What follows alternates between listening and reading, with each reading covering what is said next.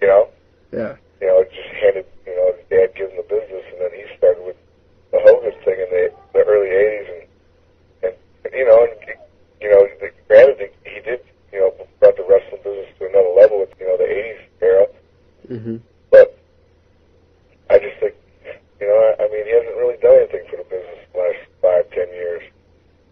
You know, idea-wise, or, I mean, he's had a lot of individual talent come through, but I mean, just taking the business to another level. I mean, that takes that's a genius that does that. I don't know if he's got it left in him, you know.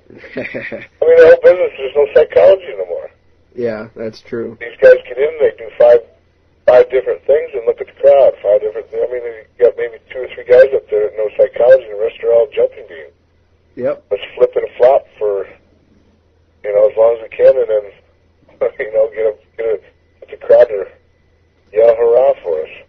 Yeah, that's why I enjoy watching, like, when you wrestle, because you can tell a good story in the ring, you know, and so can your brother, right? And so can a lot of the older guys, like. It's just none of those guys, you know, what it is what it or I get, you know, my own opinion. The only thing I can say what happens is these guys with TV and the big money, and they want to see, you know, matches go for 5 minutes and go on to the next thing, and I think we just let the TV people tell us what to do instead of, you know, and it's that same old, you know, we always worry about what the people are doing instead of letting or having us dictate how the people react. Mm-hmm. That's the way it used to be. I mean, the Murdochs and the Flairs and all that, I mean, they would have a match. When people started doing boring, well, heck, they would just kind of take their time and work right through it. Before the end of the match, everybody was standing on their feet. Exactly. I mean, you don't let the crowd dictate. You dictate to the crowd what's going to happen. I mean, I think we've just gotten away from that, you know, with all the TVs and everything else. I mean, everybody just wants 5 minutes, get in there, do a bunch of moves, and get out. Exactly. So it seems like the creative writers are scripting out the matches move for move nowadays. Yeah, and, you know, it's a shame. And, you know, some of the guys get in there and they'll forget what to do, and they're lost. And then the match is shit. Yep. It's all down the toilet. Yeah. And these guys wonder why we're in the situation. I mean, I just, you know, some of these guys have never been to Japan either. It takes a lot of, I mean, it takes some initiative to get in there and work with another human being that doesn't speak your language. Oh, yeah. Go and have a match like that once. I would imagine. You'll learn a lot like that in a hurry. And, you know, a lot of these guys haven't done, you know, don't get the opportunity to go over there and do that. And, I can only imagine. yeah, I mean, it used to be, you used to go over there. Mm-hmm. A lot of guys would go over from different turf, but now just, you know, guys don't want to go over. The competition levels maybe not what they're used to or can't do, and so. Or they don't want to get beat up. Yeah. And that's why we've gotten away from in the business. You know, this business, you know, it's not ballerina. You know, you got to go out there and perform. People want to see, you know, in Japan, they want to see competition. Definitely.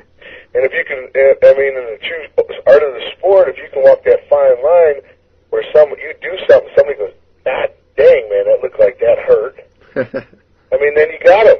Yeah. But if you do 30 somersaults and flip twists, and I mean, hell, all they're doing is watching a high wire circus act. So I mean, that's I don't know.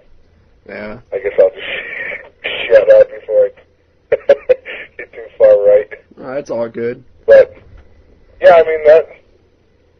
You know, if we can just kind of, I mean, my whole thing is if we could just get the bad guys versus the good guys, it would be a start. Mm-hmm.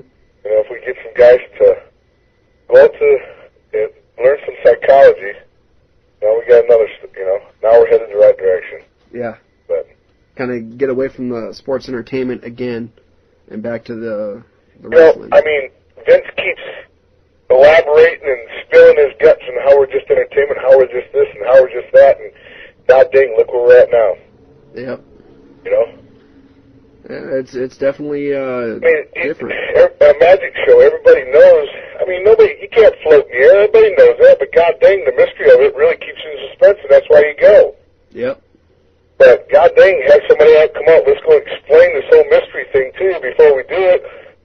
Well, what's the excitement? You know what's going to happen. Why even go and watch it? I agree with you. And I think that's where Vince, it's all this, all that, and then he wonders why he's losing money and he can't have a business, and the business is in the toilet. I think that thing on MTV, Tough Enough, kind of helped ruin it too, where they exposed a little bit of the inside of the business. Yeah, I mean, how much can you do? I mean, even with a movie, you sit and watch a movie, it's just a movie, but god dang, there's some people that cry at a love story or get excited over an action movie.